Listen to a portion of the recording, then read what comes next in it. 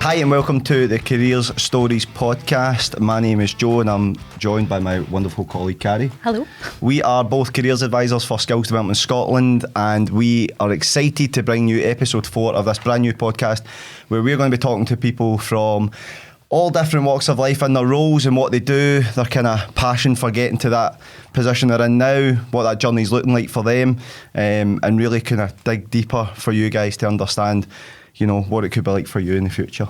Find out the little behind the scene bits where people don't really imagine what that actually looks like as that job. So we're really looking forward to speaking to different people. This is our 4th episode. Mm-hmm. So we're getting there. We're trying to find our feet. So yeah, it's really good. And last time we've spoken to some really great people so far. I think my favourite so far might, by a tiny bit, be Brittany, because she works at the zoo and we got to speak about sloths. I really enjoyed that. I might have enjoyed that more than you. Yeah, you're definitely an animal person. I can see that. But no, it's great for us because we've spoke to really some inspiring women. Now we get the guys, which is great. Yep.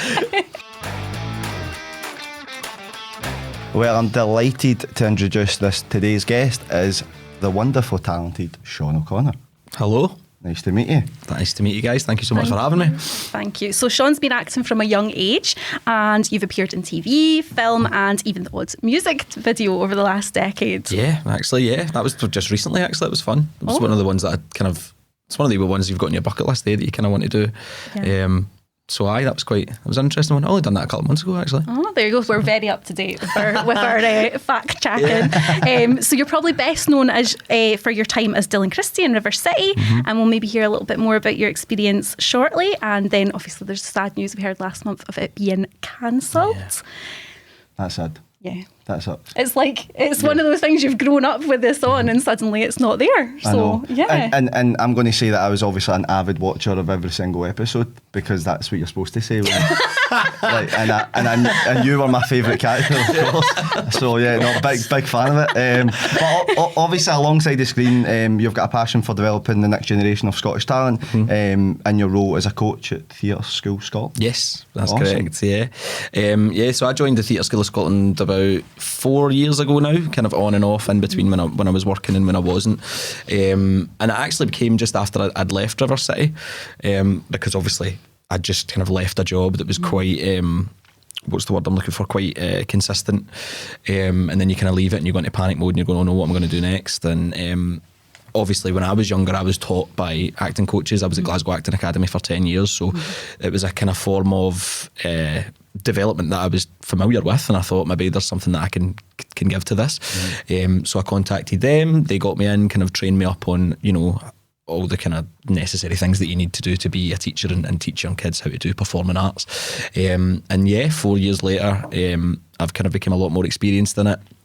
You kind of realise how actually rewarding the experience is, and it's a bit of it's a strange experience because, like I said, that was what I used to do when I was younger, and then being in that position of kind of not authority, but like being the one that's kind of passing the torch almost, which is of course what you want to do. There's so much talent in Scotland, so much talent, and it's such a lovely thing to be a part of and to see them, number one, enjoying themselves, 2, building their confidence, and 3, showing off the talent that they've got, because like I said, there is so much of it in this country. Yeah, definitely. Well, the reason I was looking forward to this one, because I feel like I was definitely more of the performance artsy kid, tried things in school, did pantos at the pavilion and stuff, but also feel like it's one of those industries that kids are scared to go down because of how, I guess, difficult the journey could look like, and also maybe the success rate, and probably there's a stigma around it and the kind of work that needs to go into it. So like, kind of going back to your starting part, I guess, for us, because we work as careers advisors in school.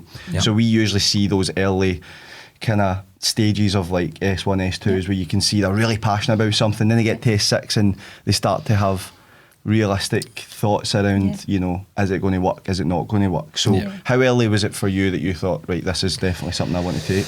To be fair, I was quite fortunate that it ended up really early on. It wasn't something that was just an organic thing where I was like, well, this is what I want to do. I think my dad and my mum and dad had tried me in everything. They tried football. I can't play football at all. I'm a massive fan of it, but I just can't play it. I've not got a left foot, so that wasn't going to happen, which obviously devastated my dad. Then they tried me in like basketball. I think they tried me in taekwondo at one point. None of it was for me. And then they'd put me into a kind of small theatre group. This must have been when I was only like 7 or 8, must have been. Put me in a small theatre group in I think it was Eastwood, Eastwood Park Theatre Group. And I did a production. It was like a wee production of the story of the 3 blind mice, and I played one of the mice. And obviously my mum absolutely loved that. And then it was one of those things that just kind of kept going and kind of kept enjoying it. Obviously at that age you're not really seriously thinking about it as this is what I want to do as a career. But like I say, as it went on, it was something that I really enjoyed. It was something that I wanted to stick at, that's something that I actively looked forward to going to every week. And then kind of moved to different drama schools through that, ended up getting new experiences through that. And then once I got to about 12, maybe 13 maybe, I might have got that wrong, but around about that age was when I realised, okay, this is something that I think I'm good at, and something that I really enjoy doing, and something that there's a passion starting to grow for this. And then it just kind of steamrolled from there. That the acting academy, Glasgow Acting Academy that I was in at the time, had an agency through it. A kind of sister kind of partner company there, so I was then part of the agency. Done a couple of adverts, which was my first time ever on a set. So that was I did the remember the SPL stickers. Like football book stickers, so you would collect like players and you would buy the packs and all that stuff. So I done the ad for that 2 years in a row. Brilliant. Which was really fun. And then I got my first kind of proper TV job on Frankie Boyle's Tramadol Nights. Which was interesting. That was interesting for a 12, 13-year-old boy. And it's mental looking back on it now, but obviously a really, really brilliant experience. And then it just kind of steamrolled for there. So. And was that like, so when you mentioned obviously a lot of outside of school, kind of, I guess, the academy and stuff like that as well. Yeah. Was there any support in school? Was there drama as a school subject for you? Yeah, definitely. I think when I was in primary school, it was definitely there, and I was always I was a bit of a class clown at school, so I always loved being the centre of attention, which a lot of actors often do. So that was something I was often into, and all the school shows, I was always a pretty prevalent part of them, because I just really wanted to be, and I really enjoyed it. When I went up to high school, that it didn't waver slightly, but I had higher drama in high school up until a point, and then unfortunately my high school didn't do, not higher drama, intermediate 1, intermediate 2, which I don't know what that is now. And then unfortunately my high school didn't run higher drama, which I was obviously gutted about, but I kind of spoke to my head teacher, spoke to the pastoral support teacher, and made them aware that this was something I really wanted to do. I think they knew that anyway, because I was doing the odd jobs. I was getting time off school to go to auditions and do all these other stuff, which thankfully they were really, really supportive of. And what I had to end up doing was I had to go and get a taxi up to St Luke's, which was the other school in Barhead, which was just kind of, I mean, you're talking like a 4 or 5 minute drive away. So I would have 2 periods where I would have to go and get a taxi up there and then get a taxi back to do my higher drama up at St Luke's. So thankfully there was still an avenue for me to do it. It wasn't just like, no, we don't run it, and that's kind of it. So yeah, like I say, they were really, really supportive, and then I went up and done my higher drama there, and did my other exams at my regular school, and then that was me before I went off to college. There you go. So when you were going on, because like if we look at almost career journey, like it might be a bit different. Your career journey might be a lot different to other people's. Yeah. So would you say, is there like going from school? What did that look like? Where did you go after, and like what were you doing were you doing jobs alongside college and stuff? Or? Yeah. I was the first job that I had was I was working in so there was a new ASDA built in Barhead. It was quite a big thing at the time, and I ended up getting a job in there. So I was one of the first employees in there, and I was kind of working there while I was doing my hires. So I done higher English and drama, because that was the kind of those were the ones I knew that I wanted to do. I kind of knew what college I wanted to go to as well through the acting academy, which was obviously out with school. I was encouraged to go there because it was a really practical course. So I did my higher English and higher drama. Once I got them, I left school and went straight to college. And I went to New College, Lanarkshire. So I did a year in Motherwell and then 2 years in Coatbridge. And yeah, through that time, you're kind of working odd jobs. I ended up working, I've had quite a few kind of jobs. Often after I left Asda, they've always ended up kind of hospitality, which I think is just because, I think it's something that I kind of enjoy as much as you can with these jobs, you know what I mean?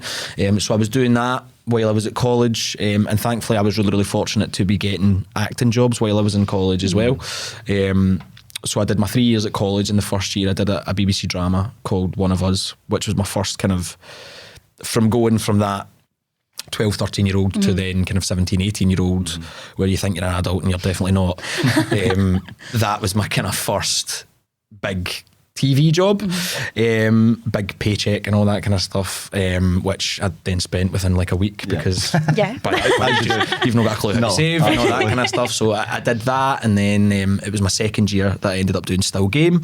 So again, really, really fortunate to get that opportunity. And then my third year, I actually missed a lot of my third year at college because I was away for a couple of months shooting Schemers, which is my first ever feature film that I'd done, which we shot up in Dundee. So yeah, I was really, really lucky to get the opportunities that I've had. And I think, I mean, like you said, there's a lot of stigma around that kind of the line of work and how difficult it is to break into the industry. And it is, there's no point sugarcoating it. It's really, really difficult, mainly because every year there's X amount of classes of actors and musical theatre performers coming out and dancers and all these things coming out, and then just being crammed into the same industry where sometimes the opportunities aren't growing, but the more people going for the same opportunities are. So it is definitely a really difficult industry to break into. So I really try I try not to take it for granted, the opportunities that I've managed to have. I mean, to be learning while at college and then also being able to be on sets and learning, and I think that is, like when I'm teaching the kids, that's another thing I say to them. I think the best way to actually learn how to conduct yourself on a set, how to behave and how to do your job, to do what you're paid to be there to do, is to just go out there and do it. So yeah, I was very, very lucky that I got to do all those different wee bits while I was still there. It's definitely advice I always say to kids that are doing like drama and they think about wanting to do acting, performance or musical theatre, and I'm like, are you in any school outside? Are you doing any form of like acting away from school? Actually quite common. You hear obviously yes, some are yes, but a lot are no. And I'm like, but the only way you're going to get it or understand the environment is put yourself there 100% and feel uncomfortable. I think because definitely. I'm sure there's a lot of environments like that first is like, oh my goodness, what have I walked into? Like you mentioned there, obviously some of the kind of, when you start to get some of your bigger roles and stuff, I imagine that set's even different from when you're doing like, you know, your adverts, when you're doing your like everything. Maybe not expectation or pressure or anything like that, but you're going, all right, this is different. Yeah, 100%. You feel the jump, and I think the jump kind of comes, it's more on the scale of it. Like going from doing, you know, a couple of adverts and then that one wee sketch on the Frankie Boyle show to then being on this set of this kind of a lot bigger budget BBC One drama, which, as you know, as you guys know, are watched by a lot of people. So the budget is there, the team's there, the crew's massive, the sets are bigger, and you're just doing more kind of high octane stuff, especially on that one. Like the character I was playing was actually a drug dealer. Great first big role. It was actually a drug dealer, so I had scenes where I was being chased by the police and all that stuff. So it was really big kind of high action stuff. And a lot of the times with these things, when you're a role that's maybe considered significant within the production, but you're not a lead role, you don't get a lot of rehearsal or any rehearsal. So I didn't really get any rehearsal for that. It was just kind of, you get sent your scripts, you get sent your sides, you get sent your call time, you get sent your call sheet, and then you get picked up in the morning and that's you. And so you are kind of flung in at the deep end. And I'll talk more about that when we come to River City as well, because that was also a pretty, just given with how the volume of what they shoot in the space of a few months is massive. So that again was another big jump. But yeah, you definitely do feel you feel the steps forward. But again, I think it's something that's can only be beneficial for you. I think if you can withstand it, that kind of the anxiety of just being flung in at the deep end and just go and do it, then I think it stands you in good stead for the future. Yeah, I think as well, when you think about it, there's so many experiences in your life where you're going into that first day, that sort of, everyone, you get that first, like when I first became a careers advisor, when I first moved down to the borders, where you've got all these different things where it's the first day meeting new people and you get that anxiety, whereas in your career, that's all the time. Whereas, you know, with us, how often are we having to go into a new place and meet new people? Like hosting a podcast. But exactly. like, you know, it's that thing. It's like you're meeting new, like obviously as our job, we're meeting different pupils all the time, but that's what we like to do.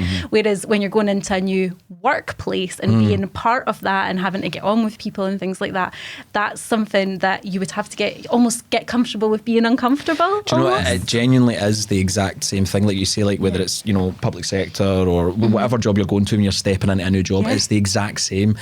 The only difference is the people are louder and more in your face. I don't know, you haven't worked in a school.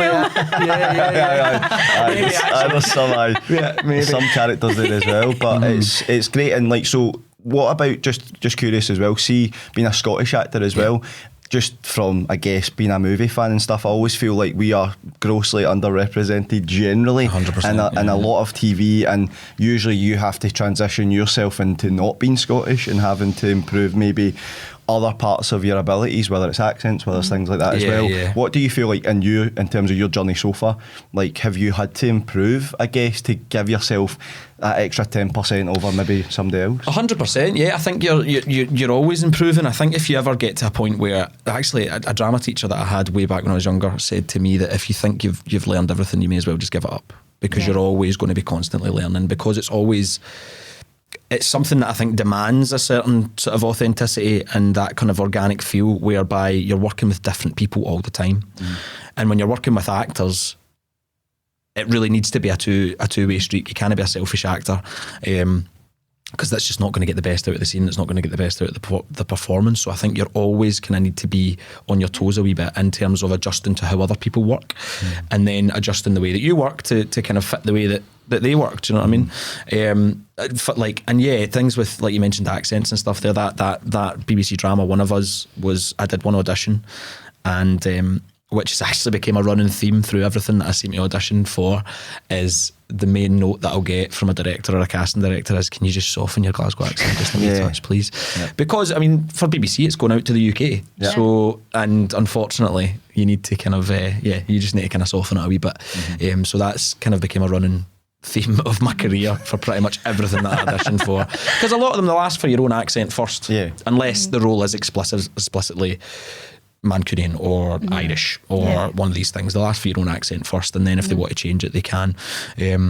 So you definitely need to be on your toes with that sort of thing. It's a good job I'm not an actor. Nobody would understand. They'd be like, what is she saying? I get that from pupils all the time. They're like, where are you from? Like, so it's having to change your accent. But then I think as well, when you're saying about like the different opportunities, and when we've got pupils who are interested in, they want to go into acting and stuff, one of the things I always say, because I think people have an idea that they're going to go to their careers advisor and they're going to say, I want to be an actor. And we're going to go, no, definitely not, which is not what we're about.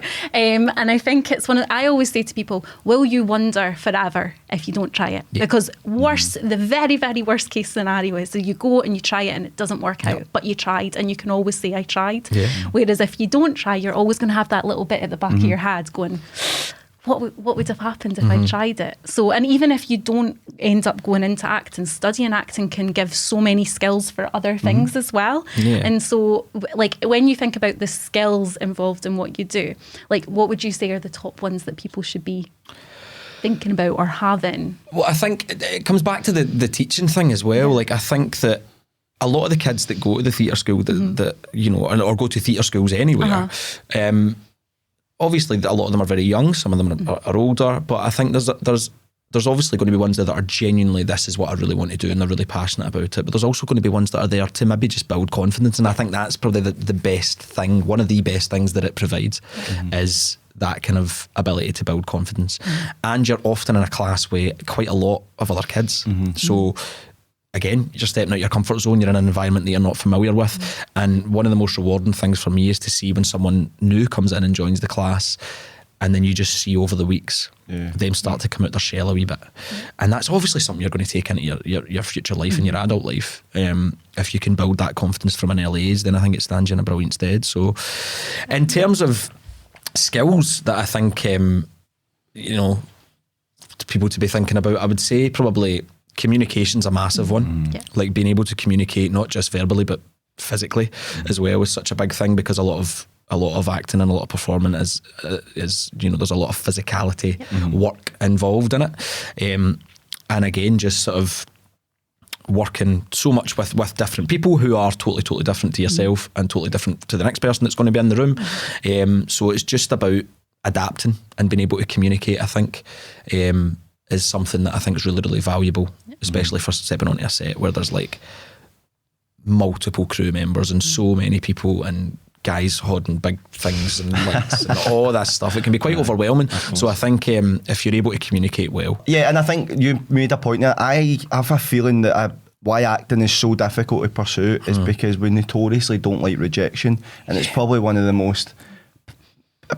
single most rejected job. And if you go for interviews, you might get some rejections, but eventually down the line you might eventually get that opportunity, and it maybe was 3 or 4 interviews. Whereas with acting, it could be a full year for some people if they're really struggling, of just constantly getting no's. You know, in terms of your journey, and I know obviously you had a little bit of downtime, now you're starting to pick it up again. How have you dealt with that part, I guess? Well, I think I was quite lucky that I learned that lesson the hard way when I was really young. When I was about that 11, kind of 12, 13 age, I auditioned for it was a 4-part BBC drama, and it was called Single Father, and it was to play David Tennant's son. And I did 5 rounds of auditions, got down to the final 2. And when you're below 16, wherever you live, the council have to authorise a licence for you to go on a set. So anyway, I'd finished the last audition, and the casting director phoned my mum before I was getting up for school in the morning, phoned my mum and said, look, it's going to be him. They'll love him. Get his licence ready, phone the council. I'm going to phone you later in the day and confirm it, but it's going to be him. So my mum told me that. Oh no. And I went into school that day, told all my pals I was going to play David Tennant's son in this drama, and I was so buzzing. I was going to be on the telly and all these big things.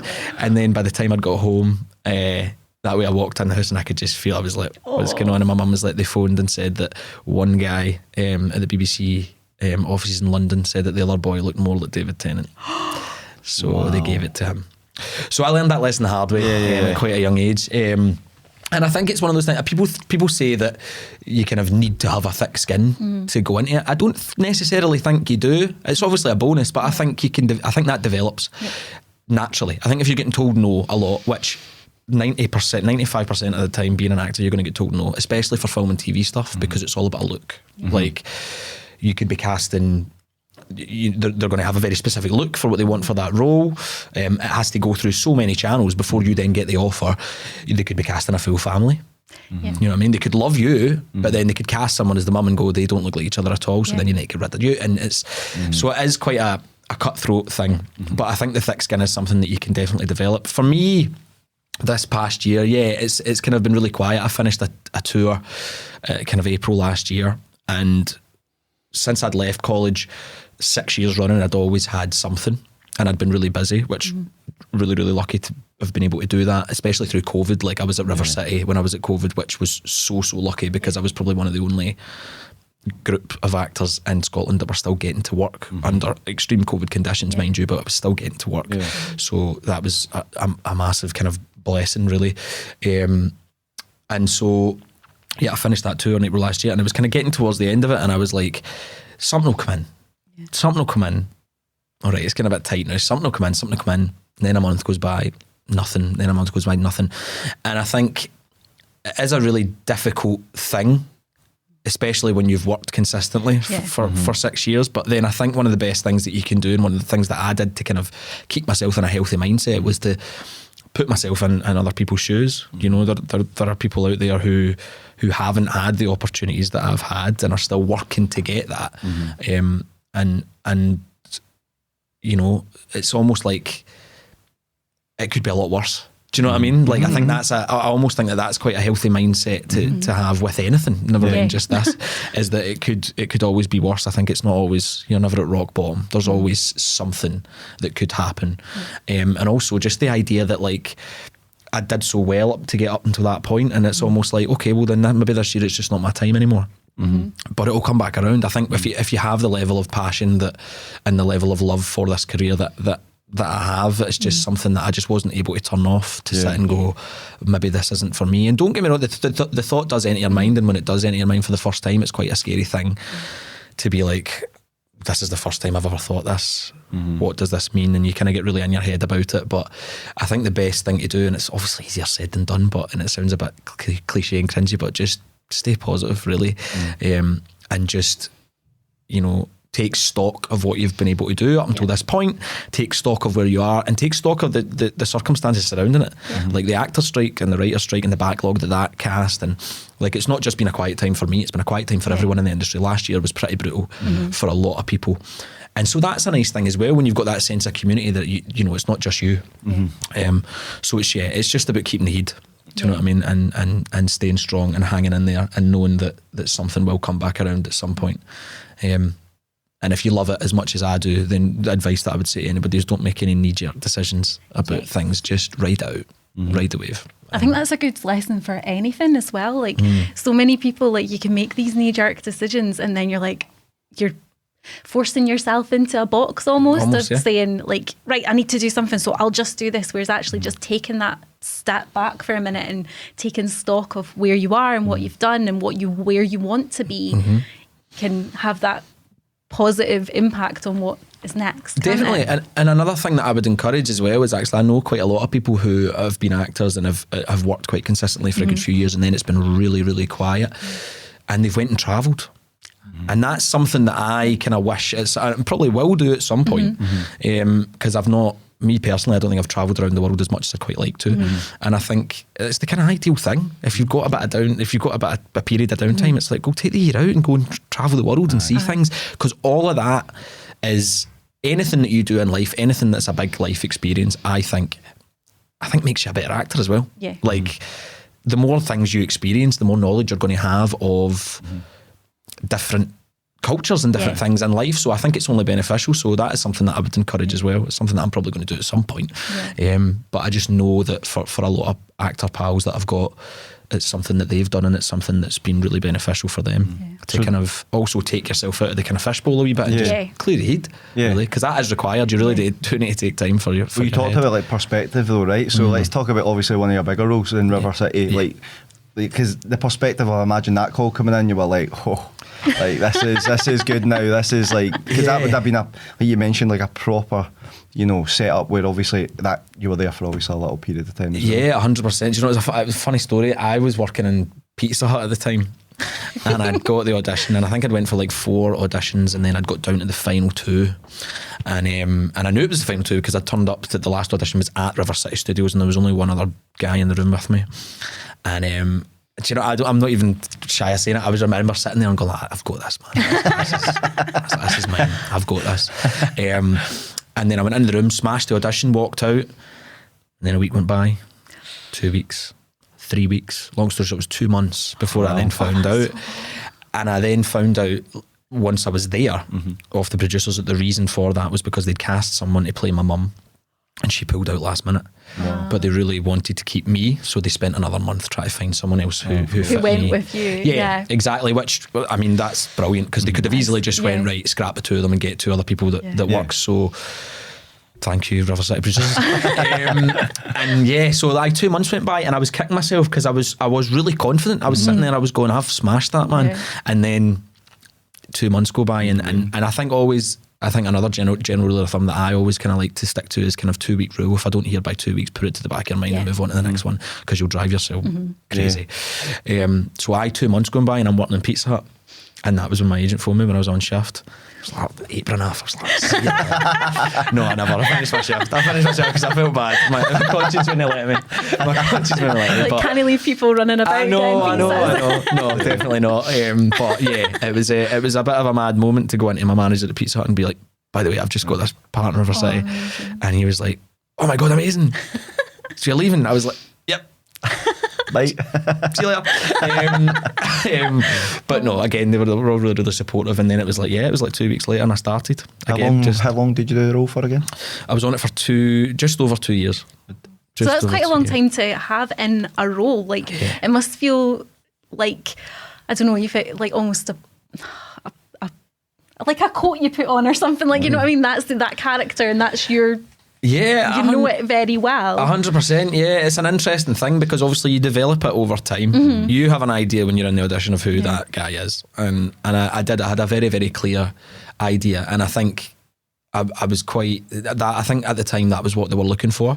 I think River City, obviously, there's a lot of high stakes, high drama stuff that goes on in River City, and I don't really think they had a kind of that kind of cheeky chappy character, and I think they'd been looking for that for a while, and so that was something I was obviously really happy to be, because it's fun. Do you know what I mean? It's fun. It's lighthearted, and it's a really good laugh on the set, and over the 2 years, it's interesting because obviously storylines change, and then towards the end of my time, my character kind of ended up going a bit of a darker route, which was great because it gave me the scope to do something that was a lot more emotional and a lot more just the total under end of the stick from what I had been doing for the time. The only kind of downside to that was that it was during COVID, so obviously the COVID restrictions and stuff like that were in. But yeah, that was the first time I'd played, and it's the one character that I've played for the longest time, and probably will remain that for a while because it's not often that you get to play the same guy for that long. So was there a fear of like maybe having that one role for so long that you become, there's especially in the acting world, when someone does something for so long, sometimes to get rid of that, that persona of who that person is, and know that you've got more tools in your arsenal, that isn't just you, and that you've got, was that a concern for you at any point, like, or were you just kind of still in that honeymoon period of just enjoying the experience? I think so. I think the producers were always very open and honest. It's a wonderful place to work, and it really is, and that's why I think it's such a shame that it's been cancelled, as well as the fact that I do think it's one of the only, it's a Scottish institution, and I think it's one of the only places in Scotland in this industry that consistently gives opportunities to people from working class backgrounds, which is why I think it's going to be such a massive loss.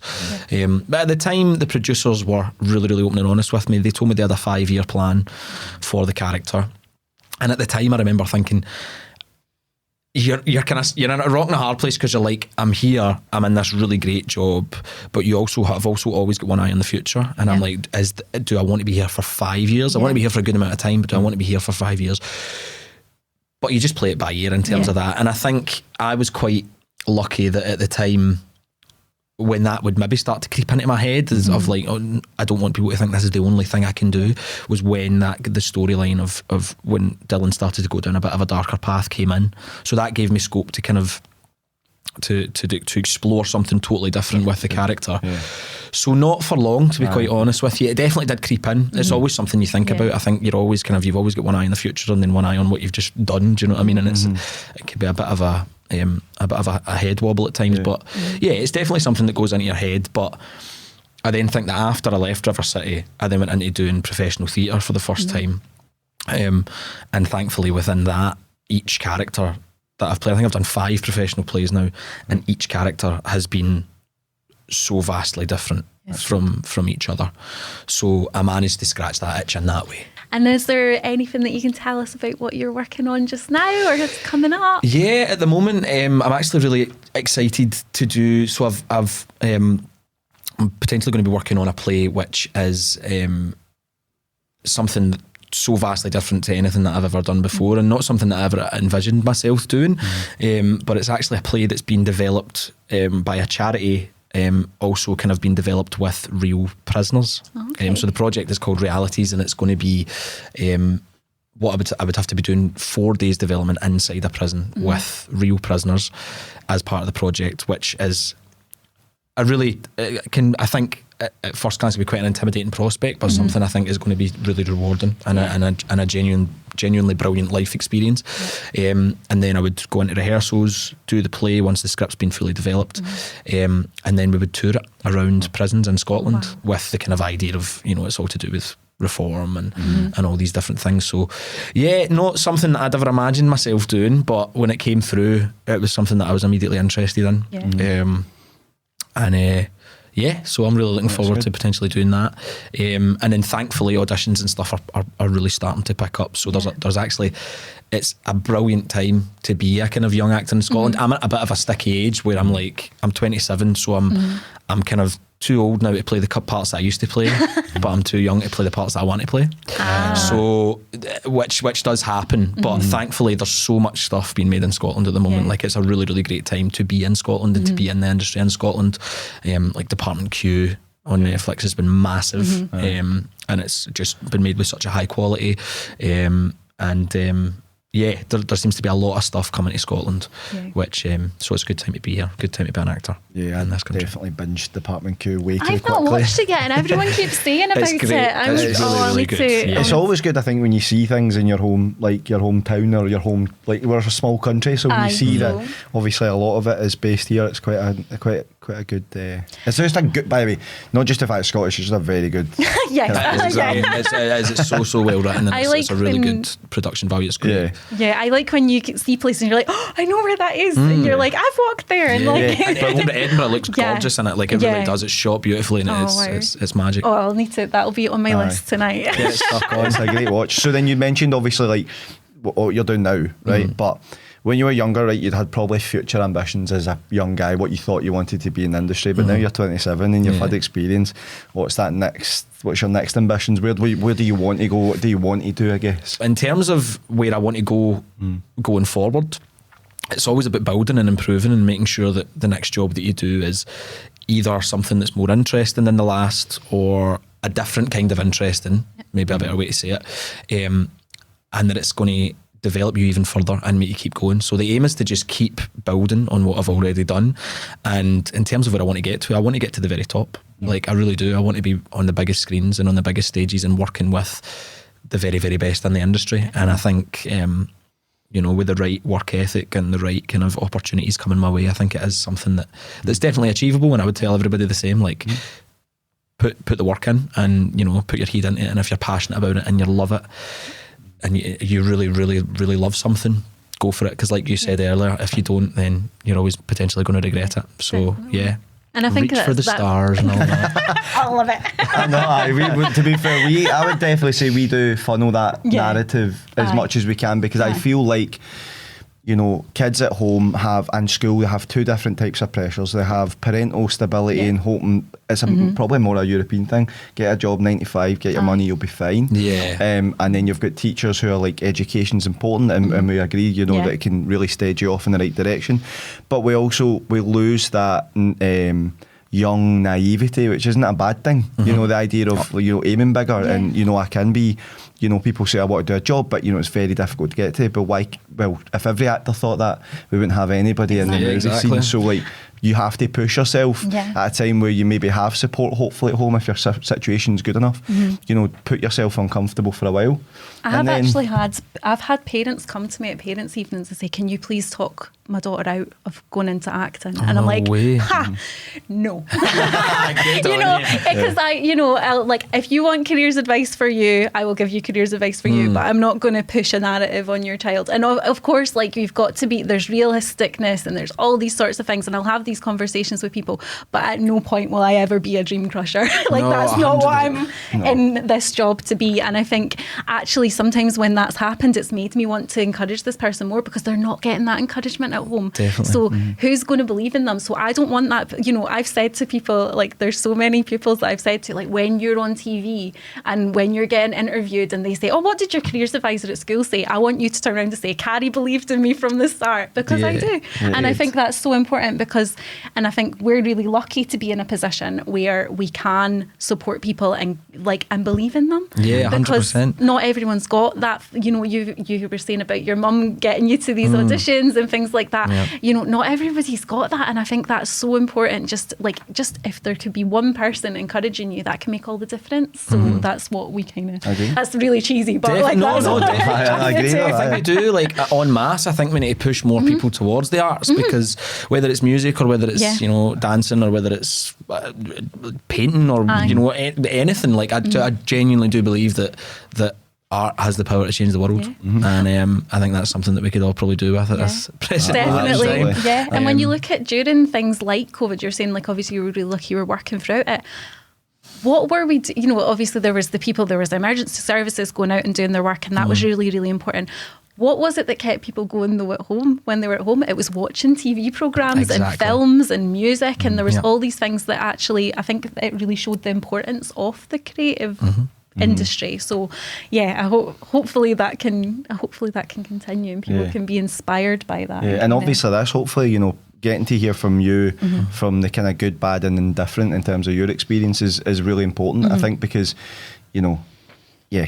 it's really important for a young person to watch someone like yourself or listen to someone like yourself and understand, especially in Scotland, where that's who we're speaking to. So to see your journey and understand potentially how to improve, but also, what to look out for. So, it's been brilliant, really, really good to talk to you. No, thank you. And to be honest, this is probably one of the ones I could do for 2 hours. Oh, yeah, totally. There's so many questions that I would probably have, just because it's sheer such nosiness. I think because being a big movie fan as well, I think there is just so much you don't get really the chance to see as much as you would maybe like to know, and particularly in the Scottish scene.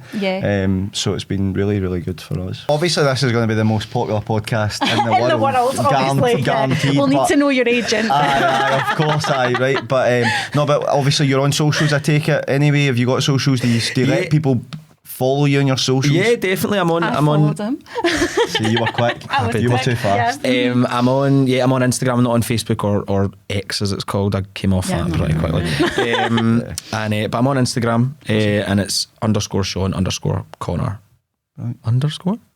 And I've not seen your Instagram, right? Oh, it's really good. I'm going to put in a guaranteed shout that you've got your head picture from your acting as your main profile photo. It's not. Oh no, it's not. It's on my Instagram. Okay. When I get a new set done, I post them on my Instagram, but it's actually not. Oh, see, I thought it would guaranteed. No, there's a lot of actors do it. I don't know what it is. I could prefer, because I use my Instagram for my personal life as well. I don't have a separate one. I don't know. I just prefer. Being you, I don't know, having a nicer photo. Do you know what I mean? Yeah, exactly. Not so exactly, because they are. I mean, they're lovely photos when you get them done, and they're great, and they can be quite striking. But they're for a specific purpose. Yeah. Do you know what I mean? Not as friendly. Yeah, exactly. So hi. Honestly, this has been so like Joe says, we could probably talk to you forever. But thank you so much. It's been so interesting. I think for people listening as well, it's so good to just get that little behind the scenes of people don't realise all the bits and bobs that go on behind the career that they're thinking about. So it's really good to get that little bit more information and hopefully inspire people that it is a possible thing and that it is something that they can do. They just need to really want it and put themselves out there. And obviously there's luck, a little bit of luck involved in there as well. Definitely. But it's fantastic. Thank you so much. Amazing. Thank you very much. Thank you so much, guys. Cheers. Thank you. Cheers.